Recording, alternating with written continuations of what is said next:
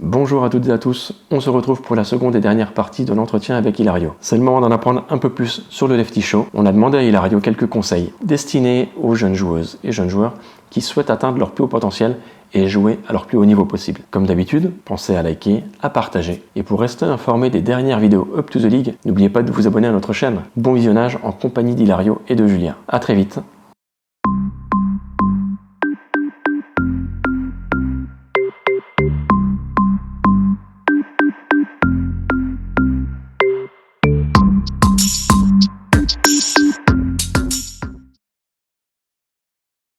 Mais à Caen, ça se passe comment concrètement? Les jeunes, qu'est-ce qu'ils font à la journée, à la semaine, pour pareil donner un peu plus de visibilité? Les petits shows, on aime pas faire le show. Un camp mélangé français et américain, je trouve.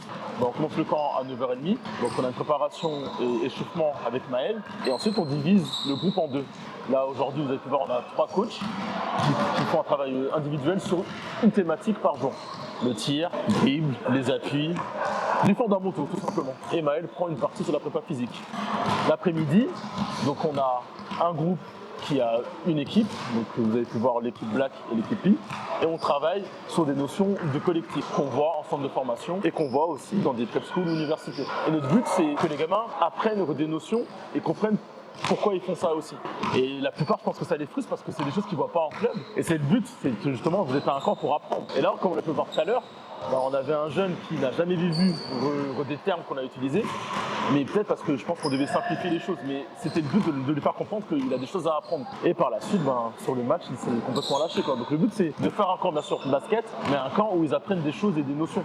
Et justement, avec ton regard de scout, de coach, etc., les jeunes, quand ils arrivent dans ton camp, est-ce qu'il leur manque quand même quelque chose? Alors, ils ont que des fois un entraînement, 2 entraînements par semaine, donc c'est pas évident pour les clubs non plus. Là, ils sont 5 jours avec ton équipe. Ça dépend du coach et de sa façon de travailler aussi avec les gamins. La chose qui est délicate, c'est que dans un club amateur, t'as pas non plus 10 000 créneaux. Ça veut dire qu'un coach, il est obligé aussi de travailler sur le collectif et pas non plus trop travailler sur l'individuel. On a la chance maintenant en France, et ça commence à se répandre partout, d'avoir des coachs individuels. Je pense que c'est peut-être ça qui manque, c'est-à-dire cette notion individuelle. Malheureusement, t'as des jeunes qui en pâtissent et qui souhaitent justement progresser. Et nous, notre but, là, c'est quand c'est de leur donner tout ce volume individuel qu'ils ont manqué sur la saison pour qu'ils repartent ensuite avec des notions et qu'ils se disent maintenant j'ai cette notion-là, faut que je refasse en club. Et si besoin, peut-être trouver un coach personnel. Maintenant, nous, on travaille sur un projet de faire des workouts pendant la saison régulière et leur permettre d'avoir peut-être 4 ou 5 séances en plus. Je dirais pas que c'est des lacunes, je dis juste que c'est peut-être juste un manque par rapport aux organisations des clubs et des mairies et des séances qu'ils doivent avoir.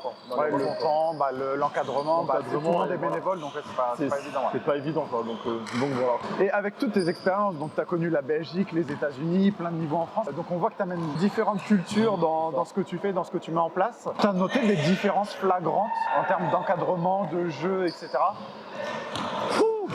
Si on fait États-Unis-France, les États-Unis, on est vraiment sur le travail individuel. La culture est faite pour que tu puisses progresser. Tu as une salle de musculation, tu as une salle de basket, tu as un staff pour un lycée de 4-5 coachs qui peuvent être là pour toi, et c'est-à-dire que si tu veux progresser, tu n'as pas d'excuses. Et je pense que tu as tout cet écosystème et même économie qui est basé sur ça aux États-Unis. En France, on n'a pas cette culture sportive, mais on a le vivier, une grosse formation aussi sur ça. Sur l'Espagne, c'est la culture aussi, c'est une culture américaine, je trouve. Ils ont ce truc de omnisport. C'est-à-dire que le Real, c'est un club de basket, de foot, de hand. Nous, en France, on est plutôt sur un club, c'est le club de ta ville, mais t'as pas cette notion de se dire je représente mon club, je représente ma ville et je ferai tout pour progresser pour cette ville-là. On a quand même 5-6 ans de retard, c'est que l'Espagne, les États-Unis, ils ont déjà cette culture sportive, c'est ancré en eux. Et nous, en fait, je pense qu'on n'a pas cette culture qui nous permet d'avoir un écosystème. Maintenant, on commence à l'avoir avec des paris basket, des Hoop Factory, des One Ball. On est sur la bonne voie et je pense que notre association est arrivée au bon moment par rapport à ça. On aime bien, j'aime bien poser cette question-là. Si tu aurais pu donner des conseils, on va dire, au Hilario d'il y a 15 ans, quels seraient, là, avec ton expérience, les conseils que tu te donnerais? Je pense que avant de partir aux États-Unis, j'avais ce manque de confiance en moi, qui se voyait peut-être pas physiquement, mais je me posais beaucoup de questions sur moi et je me comparais beaucoup aux autres. Le discours que je donne aux gamins maintenant, c'est faites-vous confiance à vous, en fait. Et je pense que si je me faisais plus confiance, peut-être que j'aurais des opportunités beaucoup plus tôt aussi. Et peut-être que je me ferais aussi plus confiance en tant que jeune homme. Fais-toi confiance, tu vas réussir scolairement ou dans le basket. C'est aussi une des différences entre les États-Unis et la France qu'on entend souvent. Ils ont une grosse confiance en eux, qu'on n'a peut-être pas forcément en France. Mais pareil, la culture, ça va venir, etc.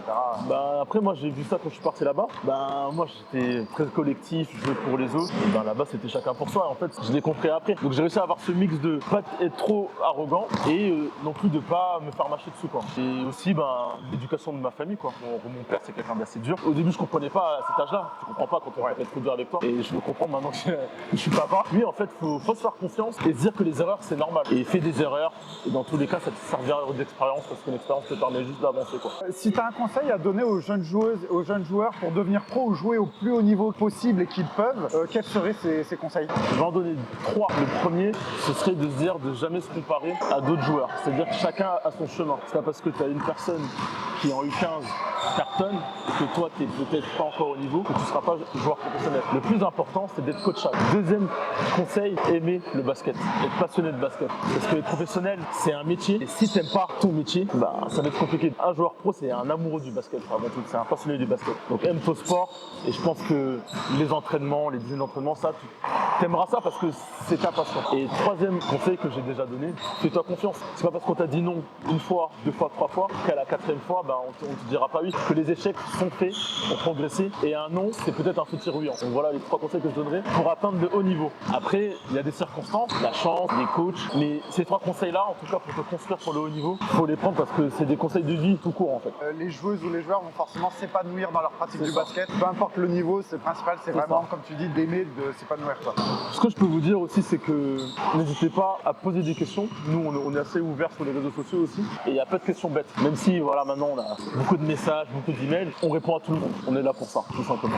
Juste dernière question, quelles sont les prochaines échéances pour l'FT Show? Si tu as des dates. Semaine des vacances de Toussaint.